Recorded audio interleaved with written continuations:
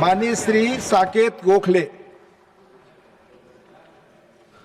Thank you very much, Deputy Chairman, sir. I want to start by expressing my gratitude to my party, All India Trinamool Congress, and my leaders, Mamata Banerjee and Abhishek Banerjee, for giving me a chance to speak on the Union Budget today.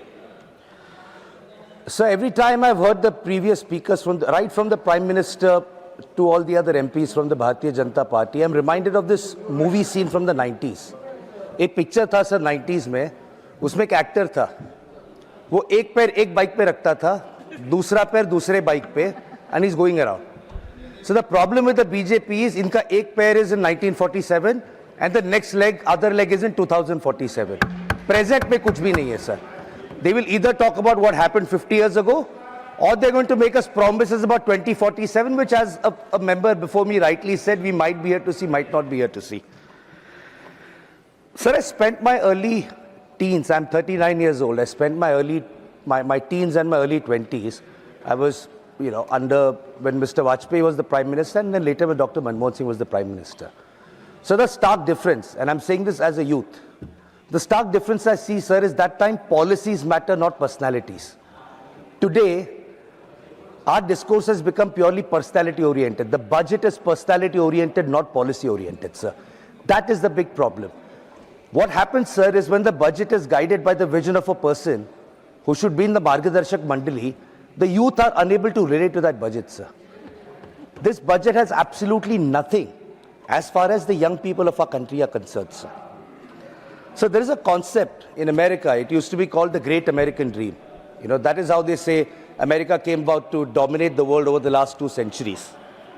So it meant that every person, no matter where they come from, their identity, their religion, everyone could dream and they could make it big in America. That was the premise of it. Sir, I congratulate the Finance Minister because this is the 9th consecutive budget. But sir, in each of these 9 budgets, including the current one, there is one question, sir, which sadly has not been answered over the last 9 budgets. That question, sir, is what is the great Indian dream? So this government has no vision for the great Indian dream.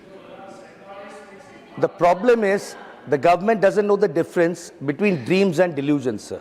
The government is suffering its own delusions, and then it tries to pass those delusions as a dream, which you might say, let's say, achieve in 2047. The problem, sir, is this government is also telling the young people of India that to dream is a crime. And I'll tell you how, sir. So the great Indian dream begins with education. That is what enables people to go ahead in life. So have you ever wondered why do an increasing number of Indians prefer to go abroad to study? I'm not saying this, sir. Look at countries around the world. We might be calling ourselves a Vishwa Guru, but every country in the world is tightening its regulations on visa. Student visa numbers are being cut down, be it in the US, be it in Canada, be it in Australia. Why are students so desperate to leave the country, sir? So that's because developed countries, they reward innovation and they reward critical thinking. They encourage students to think of great ideas. So they create ecosystems which enable students to explore their full potential and not just get a degree, but acquire the skills which will be valued in the job market, sir. So the problem is our Indian universities today lack the atmosphere of innovation and research. We are not enabling our youth to think of new ideas. So in this current budget, higher education has been allocated 55,000 crores. Great. So shockingly, only 0.7% of that is allocated for research and innovation. So today in developed countries, if you look at it, some of the most cutting-edge startups are run by Indians, by Indian origin people. A lot of them Indians who studied overseas and started their startups in those countries. So why did these Indians, young Indians, have to move abroad to study? And they shouldn't say this happened before 2015, no degree goes on for 11 years. There are people who've been moving, sir, in the last 11 years. So this is because our system does not give them the funds or the freedom to research and innovate, sir. So I'll give you a comparison. How much do other countries spend on, and developed countries, because we are going to go there in 2047, as the Prime Minister says. So how much do other countries spend on research and innovation, sir? So the United States spends 6.34% of their GDP. South Korea spends 4.96%. So today China's economy is 4 times bigger than India, and yet they spend 2.5% of that GDP on research and innovation. We shamefully, sir, in this budget are spending only 0.7%. Shame. Sir, I'll give an example because we are a federal system. So let us learn from our own states. Forget South Korea, forget the United States. Sir, under our Chief Minister Mamata Banerjee in West Bengal, sir, year on year, our R&D budget in this year, compared to last year, has grown by 17.6%, sir. Between last year to this year, my party's government in West Bengal, Mamata Banerjee's government, has increased R&D allocation by 17.6%, sir. That is how you respect the youth. That is how you show the youth that there is something for you in the budget that the state is making. So the Great Indian Stream rise in our education system. The India Skills Report suggests that nearly 50% of Indian graduates are not employable. This is precisely, sir, why we see young Indians with engineering degrees and PhDs applying for the jobs today of peons and constables, sir. So unfortunately, the other thing, this government continues to be in denial about unemployment. Now there can be only one thing, sir. Either unemployment doesn't exist, as the government claims. If that is the case, then in budget after budget, you're announcing a new employment scheme. It fails, you forget it by the next budget.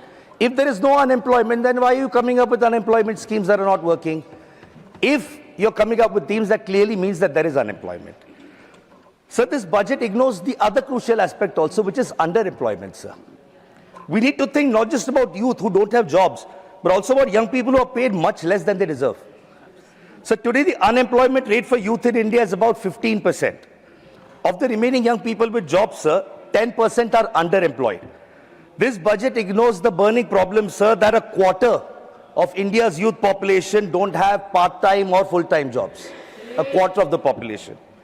So what about the young people who have jobs? There's a report called The State of Work in India by Azim Premji University.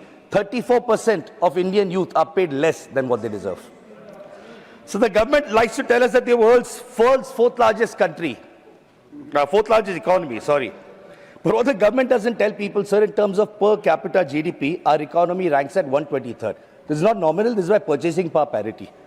So this means in terms of purchasing power, an urban Indian youth is poorer than a young person even in war-ravaged countries like Iran, Iraq, Lebanon, Ukraine and Libya. Our youth are poorer than the youth in these countries. So for the last 11 years, including in this budget, the government has never bothered to even consider the idea of quality of employment. We have heard numerous incidents over the last several years, sir, of young people dying at work due to stress, due to overworking, due to not having fixed hours. So the truth is, most Indian employees today, if you go out and ask, are overworked, are underpaid, and in constant fear of being laid off. Even the ones who have jobs, sir, are one day away from being laid off from their companies. So this budget shows that young urban Indians, sadly, are not a Ladla Bhai or a Ladla Ben for this government. They're just a source of taxes. Take the money and use that for funding your election campaigns by giving freebies. That's the problem, sir. So quality of life. A developed country, sir, doesn't necessarily mean the size of the economy. There are smaller economies than us who have a much better quality of life. So when young Indians travel abroad, they're shocked to see that they can drink water straight from the tap. On the other hand, in Indian cities, sir, people are forced to spend money on RO filters and Bisleri bottles just to drink clean water. The government doesn't provide clean water, sir. What they do, sir, is they will impose a GST on the mineral water and on your RO purifiers.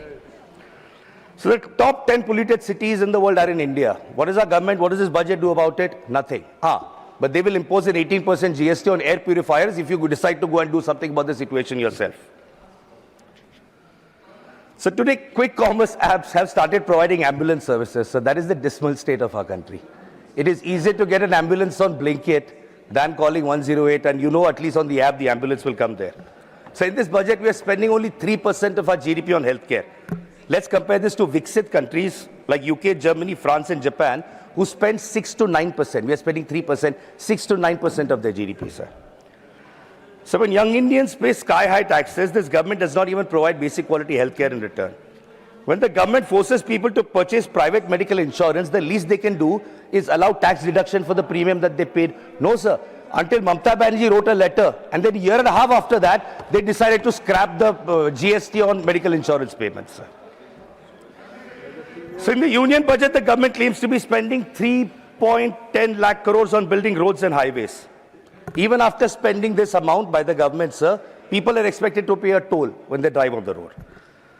So despite paying taxes and despite paying a toll, when you get onto these roads, sir, what is the quality of these roads? So every year, 1.7 lakh Indians die in road accidents. So which means after spending 3.10 lakh crores and charging an exorbitant toll, sir, 500 people, I repeat, sir, 500 people die on Indian roads every day. What are we paying these taxes for? Sir, according to the budget, the government failed to spend 40% of the money allocated for housing last year. 40% of the housing budget was not spent, sir. Where does this leave young people, sir? Today, if you go to any Indian city, sir, any big Indian city, rents are unaffordable for people. Then people have to take creaky public transport or roads where they can die just to be able to commute to work, sir. Pura din commute mein jata hai, office mein jata hai, people have no time for rest or leisure. So about 30% of an average urban Indian worker's salary goes just into paying rent in the bigger cities. So I'm proud of the fact, by the way, because I've lived in several, I'm from Bombay, so I live in Delhi now, I've lived around the world, and I've lived in Kolkata, sir.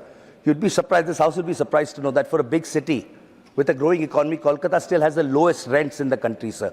Why? Because the government does something about creating housing. The government does something about creating affordable housing. There's another lesson that the Honorable Finance Minister can learn from Mamata Banerjee. So the Modi government spent 1.64 lakh crores on developing 100 smart cities. That smart city project is now over, sir.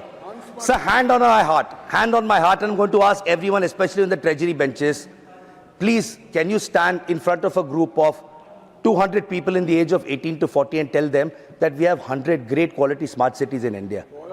Will they really be able to say that this is the smart city project that the government spent 1.64 lakh crores on? So therefore, in conclusion, sir, when the finance minister gives a reply, I want to ask her 3 questions, sir, and I hope she replies to it.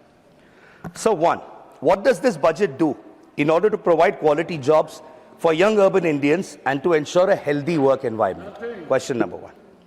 Question number 2, in terms of the delusional promise of Viksit Bharat, what does this budget do in order to provide essentials like drinking water, affordable housing, clean air, and good quality healthcare?